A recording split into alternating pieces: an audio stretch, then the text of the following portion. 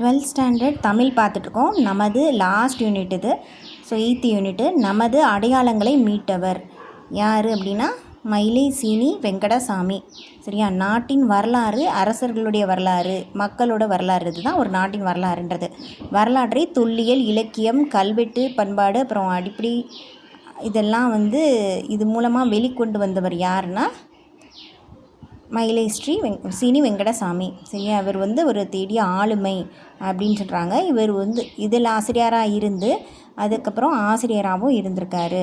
மயிலை இவர் பிறந்த வருஷம் என்ன அப்படின்னா 16/12/1900 ரவுண்டாக அந்த 900 பிறந்திருக்காரு. 1900 மயிலை பிறந்த வருஷம் 16/12/1900 பிறந்திருக்காரு. சென்னை மயிலாப்பூரில் பிறந்திருக்காரு. அதனால தான் அவருக்கு அந்த பேர். அவங்க அப்பா பேர் அவர் பேர்லேயே இருக்குது, சீனிவாசன். அவர் ஒரு சித்தா டாக்டராக இருந்திருக்காரு. அவங்க அண்ணன் கோவிந்தராஜன். அவர் தமிழாசிரியராக இருந்திருக்காரு. ஸோ தமிழ் பற்று அவங்க முன்னோர்களோட சீதனம் அப்படின்னு சொல்கிறாரு. எங்கள் வீட்டில் ராமாயணம் இருக்கும், மகாபாரதம் இருக்கும், ஏட்டுச்சுவடிகள் இதெல்லாம் நிறையா இருக்கும். ஸோ வரலாறு, கல்வெட்டு ஆராய்ச்சிக்கு இதுதான் ரீசன் அப்படின்னு சொல்கிறாரு. அதுக்கப்புறம் டீச்சர் ட்ரைனிங் நம்ம இருக்கு இல்லையா, டீச்சர் ட்ரைனிங் தொடக்கப்பள்ளியில் 25 வருஷம் ஆசிரியராக இருந்திருக்காரு. ஸோ டீச்சர் ட்ரைனிங்க்கான பள்ளியில் இவர் ஆசிரியராக இருந்திருக்காரு. அடுத்து விபுலானந்த அடிகள், அப்புறம் சுப்பிரமணியன், திருவிக்கா, அப்புறம் சர்க்குணம் இவர்கிட்டெல்லாம் தொடர்பு கொண்டு ஆய்வு கட்டுரைகள் நிறைய. குடியரசு, ஊழியன், செந்தமிழ் செல்வி, ஆரம்பாசிரியன், லக்ஷ்மி இந்த இதழ்களெல்லாம் இவர் வெளியிட்டிருக்காரு இவரோட ஆய்வுகளை. குடியரசு, ஊழியன், செந்தமிழ் செல்வி, ஆரம்பாசிரியன், லக்ஷ்மி இந்த இதழ்களை வெளியிட்டிருக்காரு. மயிலசி இவர் ஒரு தமிழ் தேனி அப்படின்றாங்க.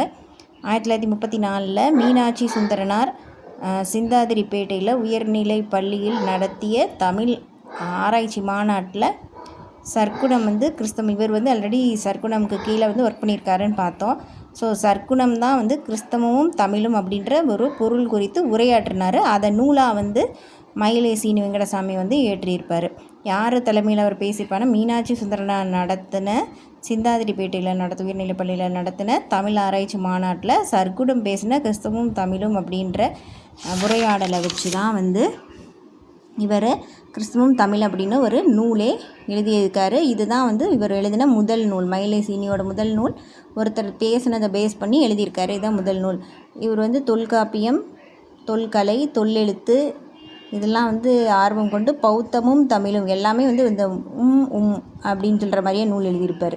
கிறிஸ்தவமும் தமிழும், பௌத்தமும் தமிழும், சமணமும் தமிழும் அப்படின்னு நூல் எழுதியிருப்பார். அதுபோக சமயம்ல, மானுடவியல், தமிழக வரலாறு, தொல்பொருள் ஆய்வு, கலை வரலாறு, மொழி ஆய்வு, பல துறைகளில் கல்வெட்டுலையும் நிறையா ஆராய்ச்சியாக பண்ணிகிட்டு இருந்திருக்காரு. இவர் வட்டெழுத்து, கோல் எழுத்து, தமிழ் பிராமி இதெல்லாம் ரீட் பண்ணுறதுல புலமை பெற்றிருந்தார். 1950களில் மன்னர்கள் மகேந்திரவர்மன், நரசிங்கவர்மன் அவரை பற்றின நூல்கள், 3ஆம் நந்திவர்மனை பற்றின பல்லவ மன்னன் நூல்கள்லாம் எழுதியிருக்காரு. 3ஆம் நந்திவர்மனை பற்றி தமிழில் முதல்ல நூல் எழுதினதே இவர் தான். இப்போ 1950s சரி, நமக்கு இண்டிபெண்டன்ஸ்லாம் கிடச்சதுக்கப்புறம் எழுதியிருக்காரு.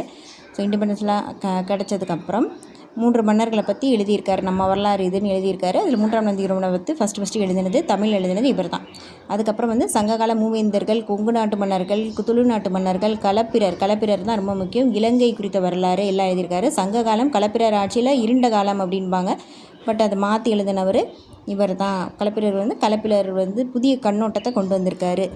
அடுத்து அழகு கலைகள், கலைன்னு வந்துட்டாலே மயிலை தான்.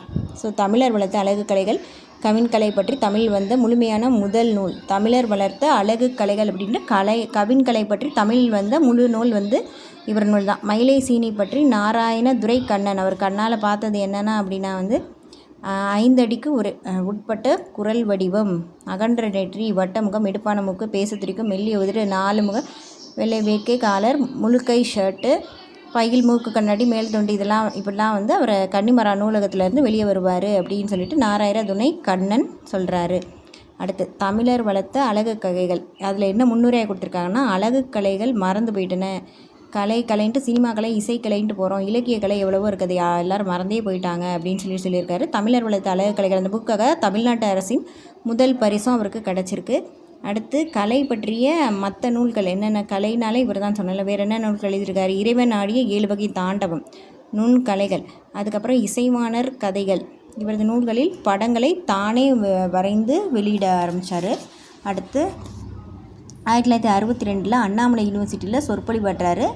அவரோட ஆய்வு பயணம், தொல்காப்பியம், சங்க இலக்கியம், கல்வெட்டுகள் பற்றி இருந்து சொல்கிறாரு. பழங்கால தமிழர் வணிகம், களப்பிலர்களோட கொங்கு நாட்டு வரலாறு, தமிழ்நாட்டு வரலாறு, சங்ககால அரசியல் எல்லாம் பேசுகிறாரு. தமிழ்நாட்டு வரலாறு நூல் வந்து மீட்டுருவாக்க முயற்சி, தமிழ்நாட்டு வரலாறு அப்படின்ற நூல், தமிழ்நாட்டு வரலாறுன்ற நூல் மீட்டுருவாக்க முயற்சி. தமிழ் வந்து சங்க இலக்கியம், சிலப்பதிகாரம், துளுவ லாங்குவேஜில் தமிழ் லாங்குவேஜை ஒப்பிட்டும் ஆராய்ந்திருக்காரு. என்னது சங்க இலக்கியம், சிலப்பதிகாரம் இதை பற்றிலாம் தமிழ்நாட்டு வரலாறுன்ற நூலில் எழுதியிருக்காரு.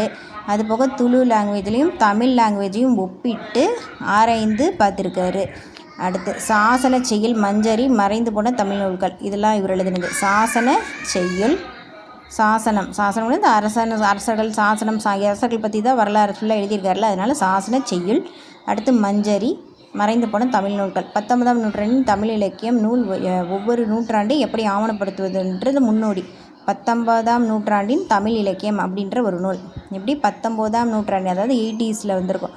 ஸோ 19ஆம் நூற்றாண்டின் தமிழ் இலக்கியம் அப்படின்ற ஒரு நூல் வந்து எப்படி அதாவது ஒவ்வொரு ஆண்டையும் எப்படி ஆவணப்படுத்துவது அப்படின்றதோட முன்னாடி அப்படின்னு சொல்கிறாங்க. அப்படி ஒரு நூல் இருந்திருக்கு இவருக்கு முன்னாடியே.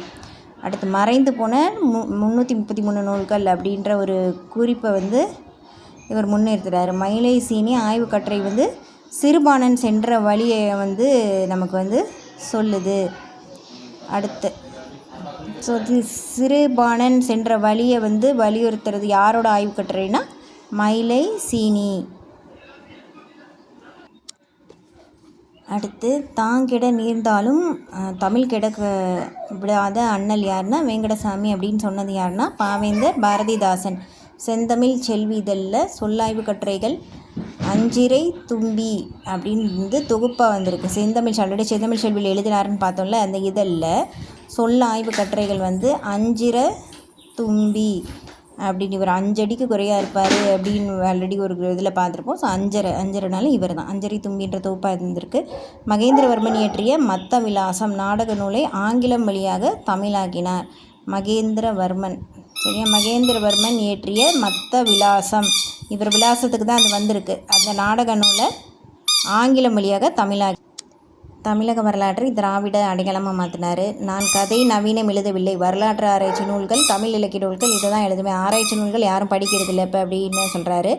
இளைஞர்கள் வந்து அதாவது சீனி வந்து ஒரு இளைஞர், பட் ஆராய்ச்சியில் முதியவர், நல்லொழுக்கம் வாய்ந்தவர் அப்படின்னு சொல்லுறது யாருன்னா விபூலிந்த அடிகள், விபூதி அடிச்சிருவர். சீனி இளைஞர் வந்து ஆராய்ச்சியில் முதியவர் அப்படின்னு சொல்லி விபூலிந்த அடிகள்.